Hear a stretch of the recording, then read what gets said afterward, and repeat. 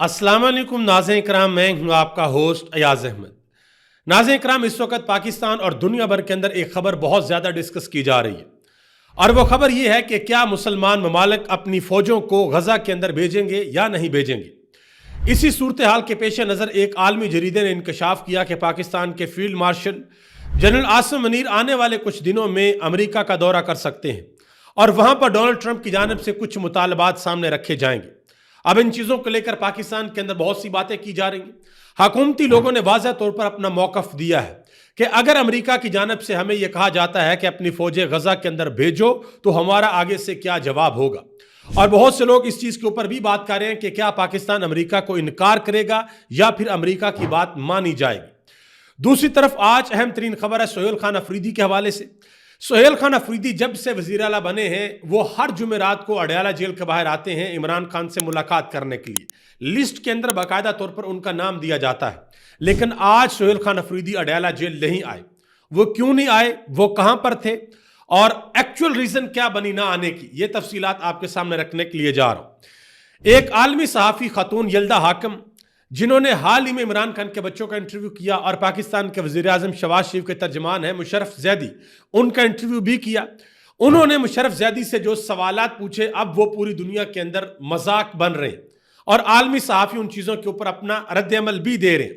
इमरान खान के हवाले से एक बड़ी खबर है जी, इमरान खान को अप्रोच करने की तैयारी हो रही है एक मरतबा फिर कि किसी न किसी तरीके से इमरान खान मान जाएं। जो टर्म्स एंड कंडीशन हुकूमत की जानिब से, इस निज़ाम की जानिब से इमरान खान के सामने रखी जाएंगी, इमरान खान उसको मनो अन कबूल करें। अब इमरान खान कबूल करते हैं या नहीं करते, ये आपको, मुझे, हम सबको बहुत अच्छे तरीके से पता है कि इमरान खान अपने असूलों के ऊपर समझौता करने को तैयार नहीं। इस्लामाबाद हाई कोर्ट से एक अहम तरीन खबर है, वो आपके सामने रखता हूँ। और एक बहुत बड़ा इंकशाफ किया गया है कि रवां साल कितने लाख पाकिस्तानी मुल्क छोड़कर चले गए हैं। ये सारी की सारी तफसीलात आपके सामने रखने के लिए जा रहा हूँ। गुजारिश करूंगा कि वीडियो को लाइक करके चैनल को सब्सक्राइब कर दें ताकि इन्फॉर्मेशन का सिलसिला आप लोगों तक पहुंचता रहे। नाज़रीन किराम, सबसे पहले नंबर पे सोहेल खान अफरीदी के बारे में आपको बता दूं। सोहेल खान अफरीदी हर जुमेरात को अडयाला जेल के बाहर आते हैं इमरान खान से मुलाकात करने के लिए। उन्होंने एक दफ़ा पूरी रात धरना भी दिया था और अगली सुबह वो इस्लामाबाद हाईकोर्ट पहुंचे थे कि चीफ जस्टिस डोगर साहब से मुलाकात करें, लेकिन वो मुलाकात नहीं हो पाई थी और अदालती हुक्म के बावजूद आज तक सोहेल खान अफरीदी इमरान खान से मुलाकात नहीं कर पाए। लेकिन सोहेल खान अफरीदी ने यह वाज़ह कहा था कि मैं हर जुमेरात को अडयाला जेल आऊंगा इमरान खान से मुलाकात करने के लिए, लेकिन आज सोहेल खान अफरीदी अडयाला जेल नहीं आए। अब इतलात है कि सोहेल खान अफरीदी ने बेसिकली आना था लाहौर और यहां पर एक इवेंट होना था, वहां पर सोहेल खान अफरीदी ने तकरीर करनी थी, गालिबन वकला का इवेंट था। लेकिन जो पंजाब की पाकिस्तान तहरीक इंसाफ की क़यादत है, जो यहां पर तंजीम है, उनकी जानिब से कहा गया कि हमारी तैयारियां आपके हवाले से अभी मुकम्मल नहीं, आप इस चीज़ को ज़रा थोड़ा सा डिले करें। तो अब डिले किया गया। अब इतलात हैं कि अगले हफ्ते सोहेल खान अफरीदी लाहौर आएंगे। अब अगर सोहेल खान अफरीदी लाहौर आते हैं, यहाँ पर आकर वो वकला कन्वेंशन से या किसी और जगह पर लोगों से खिताब करते हैं, तो पंजाब हुकूमत के लिए अच्छी खासी परेशानी होगी। अब आगे आ जाए, सोहेल खान अफरीदी ने आज एक तकरीब से खिताब किया KPK के अंदर। उन्होंने कहा कि रजीम चेंज ऑपरेशन के बाद जब से इमरान खान की हुकूमत गिराई गई है, पाकिस्तान की आवाम आज तक मुसलसल जुल्म, जबर और फस्तायत देख रही है। उन्होंने कहा कि 2022 से आज तक मुसलसल महंगाई देखने को मिल रही है, पाकिस्तान की मईशत तबाह करके रख दी गई है। मजीद उन्होंने कहा कि रजीम चेंज ऑपरेशन के बाद पाकिस्तान की मईशत का बेड़ा गर्क कर दिया गया है। वफाकी हुकूमत ने 5300 अरब रुपए की करप्शन की है, जो रिपोर्ट हो चुकी है। उन्होंने कहा कि जो रिपोर्ट नहीं हुई उसकी दास्तान इससे कहीं ज्यादा है, कि ये तो वो करप्शन है जो IMF की जानिब से बता दी गई कि ये करप्शन हुई है, फलां फलां अदारा आपका करप्ट है, इस तरीके से करप्शन होती है, ये तो रिपोर्ट हो गई ना। उन्होंने कहा कि जो रिपोर्ट नहीं हुई, जो करप्शन होती है लेकिन रिपोर्ट नहीं हुई, उसकी दास्तान अलहदा है।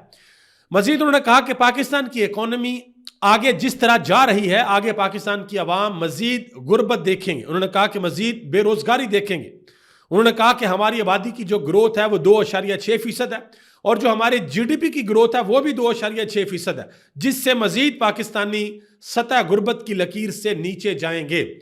जिस वक्त इमरान खान की हुकूमत को गिराया गया था, उस वक्त हमारे GDP की ग्रोथ पता क्या थी? उस वक्त GDP की ग्रोथ थी 6.02%, आप अंदाजा लगाएं, और आज है 2.6%। यानी कि अब अगले पता नहीं कितने साल लगेंगे اور اس کے بعد پھر کہیں جا کر ہم اس لیول پر جائیں گے جہاں پر عمران خان پاکستان کو لے گئے تھے. تو ٹیکنیکلی اگر آپ دیکھیں تو عمران خان کی حکومت گرنے کے بعد جب یہ حکومت وہ نمبر اچیو کرے گی 6.02%، تو جتنے سال لگیں گے وہ سال پاکستان کے ضائع کنسیڈر ہوں گے کہ پاکستان کی اکانومی کے لیے یہ سال ضائع ہوئے ہیں. اگر عمران خان کو کنٹینیوٹی ملتی یا عمران خان کی حکومت کو نہ گرایا جاتا، ایون اگر الیکشن بھی ہوتے اور عمران خان وزیر اعظم نہ بنتے، کوئی اور حکومت آ جاتی، تو پھر بھی پاکستان کی معیشت کو اتنا بڑا دھچکا نہیں لگنا تھا جو عمران خان کی حکومت گرنے سے لگا.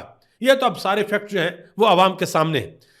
مزید سہیل خان افریدی نے کہا کہ جو سیاحت ہے وہ ہمارے صوبے کا پوٹینشل ہے. پورے پاکستان سے لوگ خیبر پختونخوا کے اندر ہی آتے ہیں، دنیا بھر سے بھی لوگ خیبر پختونخوا سیاحت کے لیے آتے ہیں. انہوں نے کہا کہ ہم نے صرف پیسہ ہی نہیں کمانا بلکہ عزت بھی کمانی ہے. یہ بات تو بالکل سچ ہے. خیبر پختونخوا کے اندر آپ جائیں تو وہاں پر بہت سے لوگ ہیں، لاکھوں کی تعداد کے اندر لوگ ہیں جن کا روزگار سیاحت سے جڑا ہوا ہے. اور لوگ واقعی پورے پاکستان سے جاتے ہیں خیبر پختونخوا کے اندر، پوری دنیا سے بھی آتے ہیں.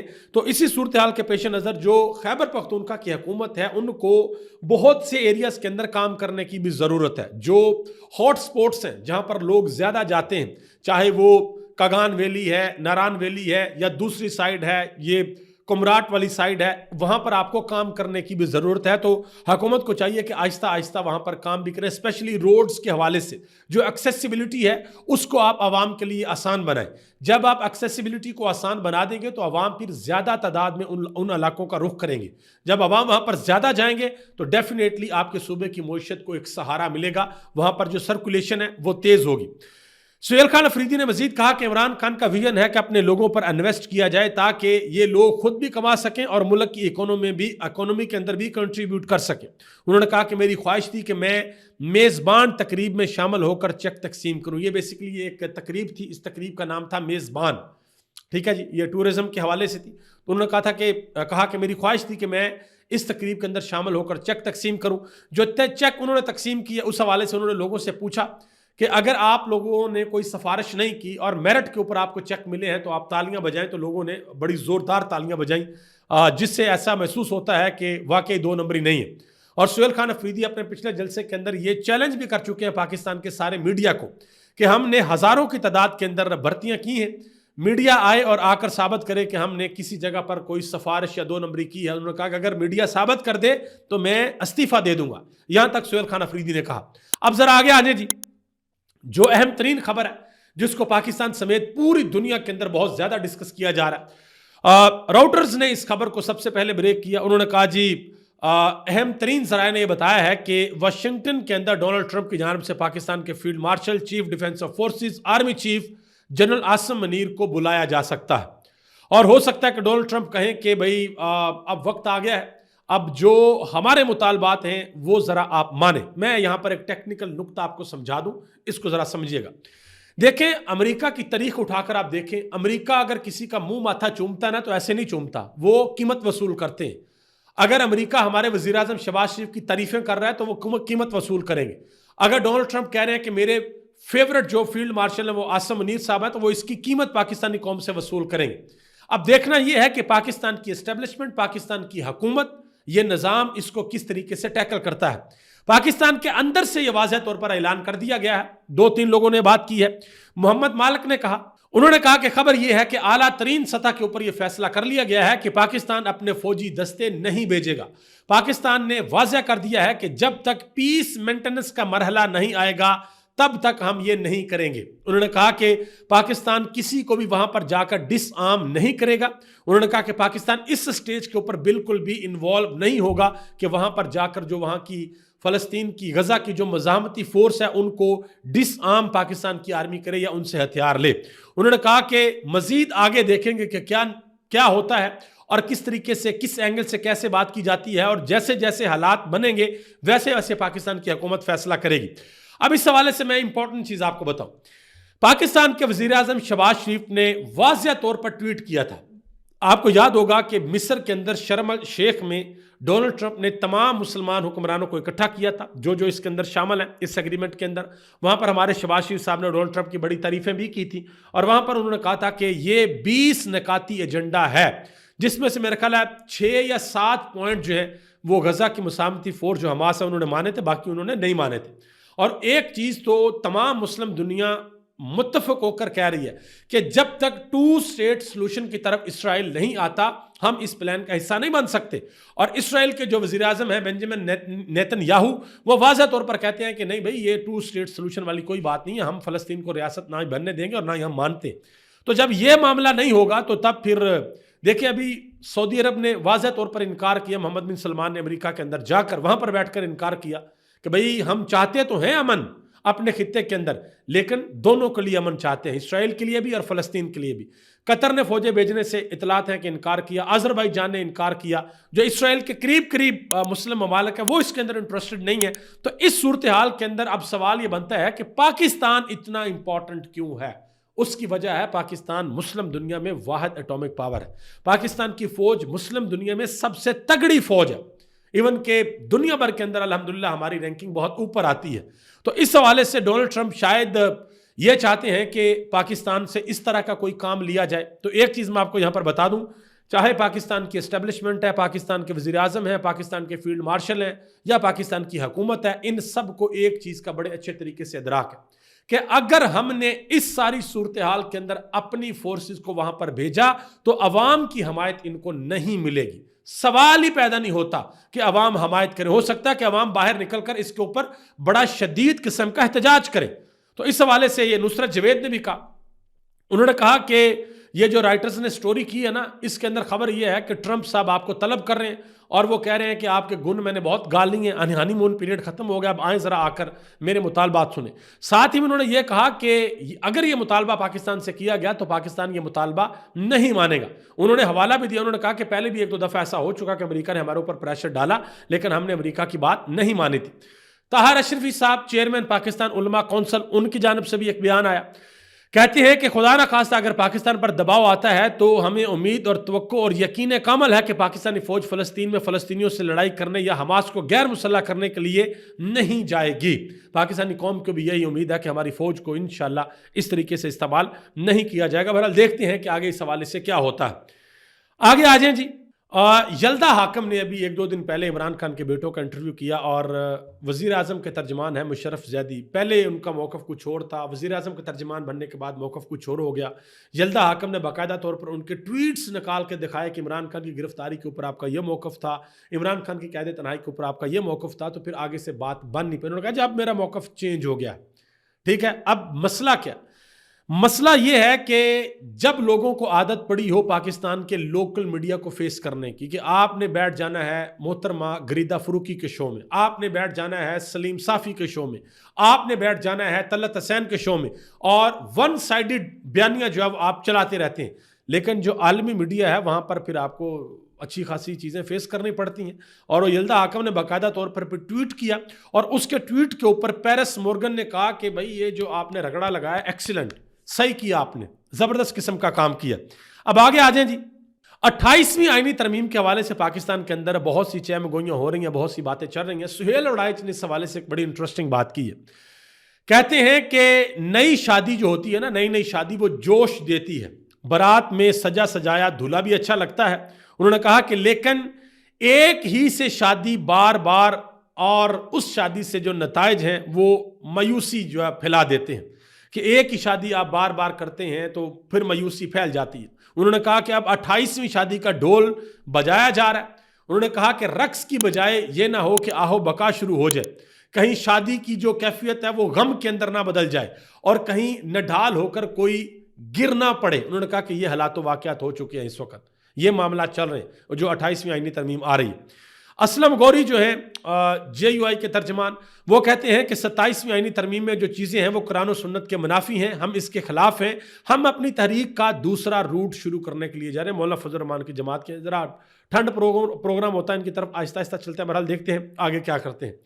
آزاد سید نے ایک بڑی خبر بریک کی ہے جی، کہتے ہیں کہ بشرا بی بی کو راستہ نکالنے کے لیے اپروچ کیا گیا کہ بشرا بی بی عمران خان سے بات کریں گی اور اسٹیبلشمنٹ جو ہے ان کی انگیجمنٹ پالیسی موجود ہے کہ وہ انگیج کرتے ہیں مختلف طریقوں سے۔ انہوں نے کہا جی بشرا بی بی جو بھی کہیں گی عمران خان ان کی بات مانیں گے۔ اب سوال یہ بنتا ہے کہ بشرا بی بی کا اپنا موقف کیا ہوگا؟ बुशा बीबी तो इमरान खान के कहने पर लोगों को लेकर इस्लामाबाद पहुंच गई थी, हालांकि बड़ा रोका गया था, बहुत कुछ कहा गया था, बीबी पीछे रुक जाते हैं, संजानी रुक जाते हैं, 26 नंबर पर रहते हैं, लेकिन उन्होंने कहा था नहीं, खान ने कहा जाना तो जाना, और वो लेकर गई थी। अब बुशा बीबी हो सकता है इमरान खान से भी ज्यादा तगड़ी हूं, वो जिस तरह इमरान खान डट के खड़े, हो सकता है बुशा बीबी का मौकफ इससे भी ज्यादा सख्त हो। बहरहाल आपस में बैठने के लिए, बात करने के लिए, अफाम तफहीम के लिए, पाकिस्तान और इस मुल्क, कौम और मिल्लत के लिए रास्ता निकालने के लिए अगर कोई बात होती है तो ये बड़ी खुश आंदा बात है। आगे आ जाए जी। इंसार अब्बासी साहब ने खबर दी है कि फवाद चौधरी, इमरान इस्माइल और मुफ्ती महमूद, ये जो ग्रुप है ये खामोशी से एक मरतबा फिर मुतहरक हो गया है और इन्होंने अपनी कोशिशें तेज कर दी हैं और इनका मकसद यह है कि पाकिस्तान के अंदर सियासी दर्जा हरारत को कम किया जाए, बिलखसूस फौजी एस्टेब्लिशमेंट और पाकिस्तान तहरीक इंसाफ के दरमियान जो कशीदगी है इसको कम किया जाए।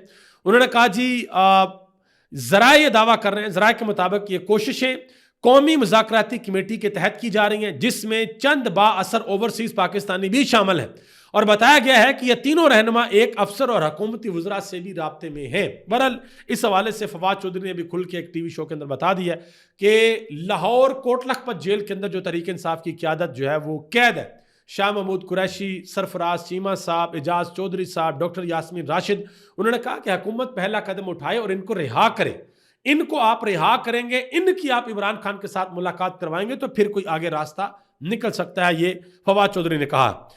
शफीउल्लाह जान ने बड़ी अहम बात की है जो मामले खसूसी हैं इतलात के अंदर खैबर पख्तूनख्वा की हुकूमत में। उन्होंने कहा जी इमरान खान से जो मुलाकातें होंगी उन मुलाकातों में तहरीक पर भी बात होगी और सियासत पर भी बात होगी और जो भी अंदर बात होगी वो हम बाहर लेकर आएंगे। इस पर हमारा मौकफ बड़ा वाज़ेह है कि जो भी अंदर बात होगी इमरान खान के साथ वो बाहर आएगी। और दूसरी तरफ शफी जान ने यह भी कहा, उन्होंने कहा जी राना सनाउल्लाह साहब ने कहा था कि जी हम एक कमेटी बना देते हैं, कमेटी तश्कील कर देते हैं जो इमरान खान की मुलाकातों के हवाले से मामलात को देखेगी। उन्होंने कहा जी वो उससे भी भाग गए। उन्होंने कहा कि राना सनाउल्लाह भी यही कहता, उनका वज़ीर आज़म भी यही कहता कि मैं जो है अब पूछ के बताऊंगा। इस हवाले से सलमान कमराजा ने एक बहुत बड़ा इंकशाफ किया है। उन्होंने कहा जी अब एक नोटिफिकेशन कर दिया गया है जिसके मुताबिक अब जेल, ट्रायल और अदालत के अंदर भी इमरान खान को पेश नहीं किया जाएगा बल्कि काल कोठरी के अंदर ही मोबाइल फोन लेकर जाया जाएगा।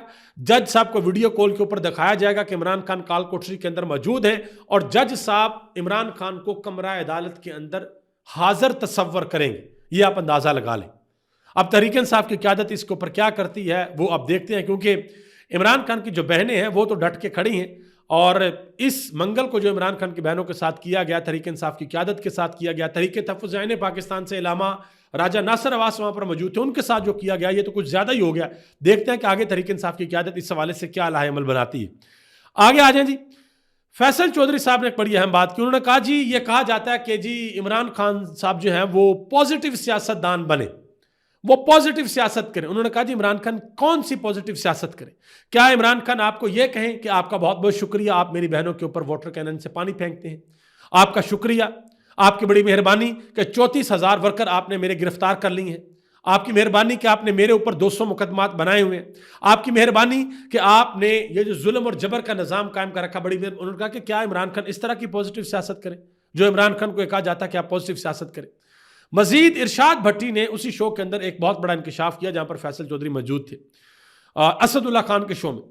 उन्होंने कहा कि मैं ये नहीं कहता कि कोई भी जेल के अंदर जाए या जेल किसी के लिए अच्छी, उन्होंने कहा कि मैं ये नहीं कहता। उन्होंने कहा कि लेकिन शरीफ खानदान और जरदारी खानदान के लोग जब जेलों के अंदर जाते थे तो वो जेलें इनकी हमारे घरों से भी बेहतर थी।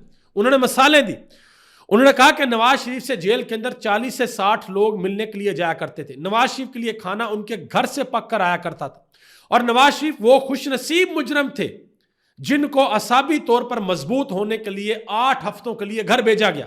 उन्होंने कहा कि ये ऐसे खुशनसीब मुजरम थे जो 50 रुपए के स्टाम्प पेपर के ऊपर लंदन चले गए और ये ऐसे खुशनसीब मुजरम थे कि इनके लिए लाहौर, रावलपिंडी और इस्लामाबाद के डॉक्टर एक छत तले जमा हो गए और फिर 3 अस्पतालों के अंदर उनको फराया गया। मजीद उन्होंने कहा कि एक दफा शहबाज शरीफ साहब ने एहतसाब अदालत के अंदर कहा कि मुझे जहनी टॉर्चर किया जा रहा है। तो जज साहब ने पूछा कि क्या क्या जहनी टॉर्चर आपको किया जा रहा है?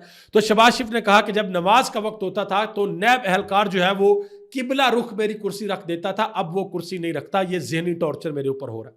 और ये भी एक दफा कहा था कि पहले खाना जो है मुझे टेबल के ऊपर रख के देते थे, अब नीचे रखते हैं, मुझे उठाना पड़ता है, मेरी कमर के अंदर बड़ी दर्द है तो मेरे ऊपर जहनी टॉर्चर हो रहा है। जब से वजीर आजम बने हैं उड़ गई हैं सारी भाई جتنے بھی دردیں دردیں تھیں کوئی درجن اب نہیں ہے. اب ماشاءاللہ بلکہ یہ تو بڑا ریکارڈ قائم ہوا کہ جب سے یہ حکومت بنی ہے اسپیشلی PDM-1 اور PDM-2 اس کے بعد کوئی مسئلے مسائل ہوئے ہی نہیں ہے, سب ماشاءاللہ فٹ فاٹ چل رہا ہے. آگے آ جائیں جی. جسٹس سرفراز ڈوگر کے حوالے سے جسٹس طارق محمود جہانگیری صاحب انہوں نے واضح طور پر ایک پوزیشن لے لی ہے اور کسی بھی صورت پیچھے ہٹنے کو تیار نہیں ہے.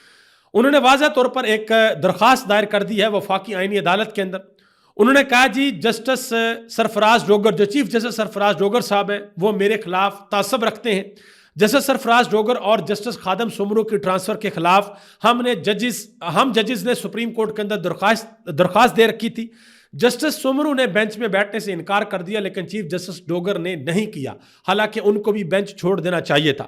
چیف جسٹس سرفراز ڈوگر کے ڈویژن بینچ نے نہ صرف میرے خلاف کیس اپنے سامنے مقرر کیا بلکہ مجھے کام سے بھی روک دیا. انہوں نے کہا کہ ایک ایسا آرڈر پاس کیا جس سے سپریم کورٹ نے کالعدم قرار دے دیا, اور اہم بات یہ ہے کہ اٹارنی جنرل نے بھی اس آرڈر کا دفاع نہیں کیا.